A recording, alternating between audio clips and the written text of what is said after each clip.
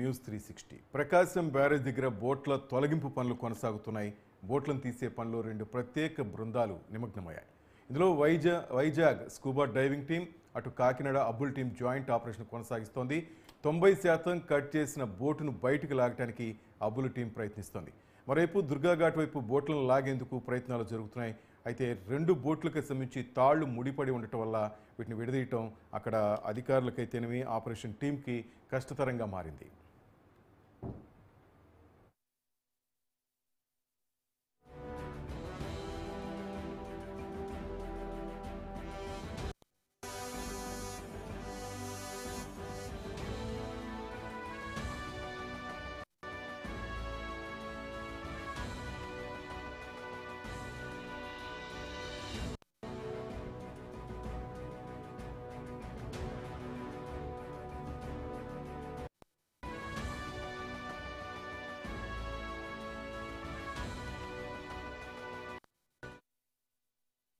ప్రకాశం barrage దగ్గర బోట్ల తొలగింపు పనులు కొనసాగుతున్నాయి. బోట్లను తీసే పనిలో రెండు ప్రత్యేక బృందాలు నిమగ్నమయ్యాయి.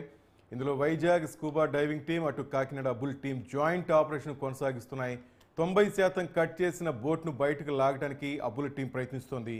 మరోవైపు దుర్గాఘాట్ వైపు బోట్లను లాగేందుకు ప్రయత్నాలు జరుగుతున్నాయి. మన అప్డేట్స్ అమరావతి నుంచి మా రిపోర్టర్ ప్రసన్న నాటి తెలుసుకుందాం.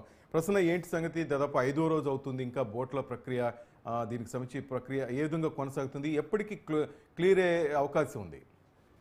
అంటే శ్రీనివాస్, ఇది గత వరదలకు సంబంధించి ఇష్యూ, వరదలు బోట్లు కొట్టుకురావడం, తర్వాత 3 బోట్లలో ఒకటి కొంచెం లోపలికి ఎక్కువ ఉండటం, అది వస్తే మిగిలిన ఈజీగా రావడం ఈ కార్యక్రమం జరుగుతుంది. అయితే అది మొదట్లో క్రేన్ల సహాయంతో లాగుదామని అనుకున్నారు, కానీ క్రేన్లతో కూడా అయ్యే పని కాదని మళ్ళీ బయట నుంచి నిపుణులు తెప్పించి వాళ్ళు 10 అడుగుల లోతు నీళ్లలోంచి కోయటం ప్రారంభించారు. మొదటి రోజు చాలా కష్టంగా మారింది. అంటే ఇది ప్రాసెస్ యాక్చువల్ గా 3 రోజుల క్రిందట మొదలైంది. ఆ క్రేన్లతో రానప్పుడు కోసి ప్రక్రియ మొదలైంది.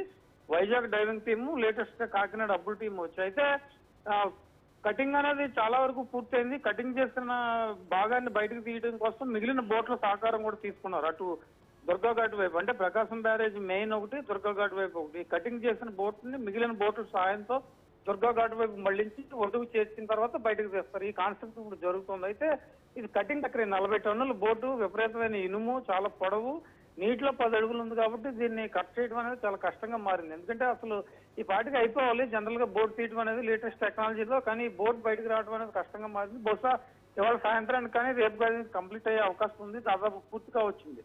అయిన తర్వాత మిగిలిన 2 బోట్లు కూడా ఈజీగా బయటకు వచ్చే ప్రక్రియ జరుగుతుంది. ఇప్పుడు వైజాగ్ డైవింగ్ టీం ఆధ్వర్యంలో ప్రస్తుతం కార్యక్రమం నడుస్తుంది. కాకినాడ అబ్బుల్ టీం కూడా సహకారం అందిస్తుంది. వీళ్ళంతా కూడా నీటి అడుగున స్కోబా టీం 10 అడుగులు లోతుగా ఉండి ఈ కటింగ్ ప్రక్రియ చేపడుతున్నారు. బహుశా ఈ రోజు దీనికి సంబంధించి ఒక స్పష్టత వచ్చే అవకాశం అయితే మనకి కనిపిస్తూ ఉంది. ప్రసన్న, నిన్నటి రోజు మనకు మీరు చెప్తున్న సమాచారం ప్రకారం ఒక బోట్లో ఇప్పుడు మనం చూస్తున్న ఆ పెద్ద బోట్లో ఇసుక శాతం ఎక్కువగా ఉండటం వల్ల ఆ బోటులు లాగడానికి కష్టతరం అవుతుందన్నారు. మరి ఆ ఇసుకను తీసే ప్రక్రియ నిన్న క్లియర్ అయిందా? అంటే బోట్ అప్పుడు ఈజీగా వచ్చే ప్రక్రియ అవుతుంది అని నిన్న ఆ టీం, స్కోబా టీం కానీ అటు అబ్బుల్ టీం చెప్పడం జరిగింది, అధికారులు కూడా మాట్లాడటం జరిగింది. సో ఆ ప్రక్రియ అంతా కొనసాగుతూనే ఉందా? అంటే ఇసుక ఎక్కువగా ఉండటం వల్ల మొదటి 2-3 రోజులు ఇబ్బంది అయింది. తర్వాత ఇసుకను కూడా తొలగించి బయటకు తీసే ప్రక్రియ నిన్న మొదలైంది. కాకినాడ అబ్బుల్ టీం ప్రధానంగా దాని మీదే కాన్సన్ట్రేషన్ పెట్టిన పరిస్థితి. స్కూబా టీం ఏంటంటే వైజాగ్ డైవింగ్ టీమ్ బోటును కొయ్యటం, మిగిలిన వాళ్ళు ఇసుక బయటకు తీయటం, దీని మీద దృష్టి పెట్టారు. ఇసుక దాదాపు కూడా బయటకు వచ్చింది.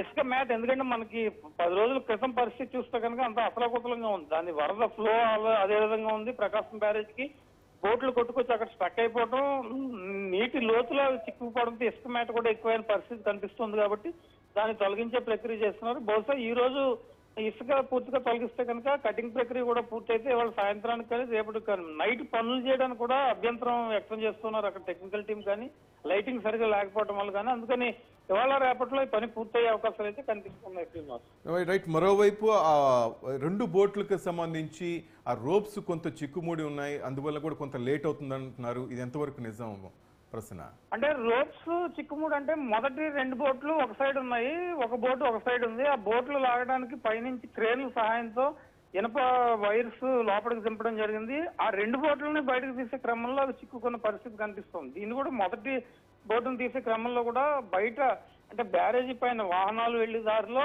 ఆ జేసీబీ పెట్టి అక్కడి నుంచి క్రేన్ పెట్టి తాడు వైరు లోపలికి వేయాలి కాబట్టి ఇనప వైరు అది చిక్కుకున్న పరిస్థితి కనిపిస్తుంది. అంత ఈజీగా వెయిట్ తక్కువ ఉంటే ఈ పాటికి తీసి అవతల ఒడ్డుకో లేకపోతే ఫ్లోటింగ్ లోనే తీసేవారు. కానీ బరువు చాలా ఎక్కువ ఉంది, 40 టన్నులు ఇనుము, దాన్ని కోయటం అనేది కష్టంగా ఉంది. అందువల్ల వైర్ లోపలికి వెళ్ళడంలో ఆ బరువుకి కొంత చిక్కుకున్న పరిస్థితి కనిపిస్తుంది. ఆ జేసీబీలు ప్రాపర్ డైరెక్షన్ లో కనుక నిపుణులు చెప్తే అది ఈజీగానే బయటపడే అవకాశాలు కూడా కనిపిస్తున్నాయి. రైట్, ఫైనల్ గా ప్రశ్న మొత్తానికి సాయంత్రానికి ఒక కొలిక్కి వచ్చే అవకాశం ఉందంటారు. బహుశా ఈ రోజు 7-8 లోపు అయితే ఈ కార్యక్రమం పూర్తయ్యే అవకాశం ఉంది. ఎందుకంటే ఆ నిపుణులు డైవింగ్ టీం కానీ కాకినాడ అబ్బుల్ టీం కానీ దీని మీద ప్రధానంగా ఫోకస్ పెట్టారు కాబట్టి బయటకు వచ్చే పరిస్థితి కనిపిస్తుంది.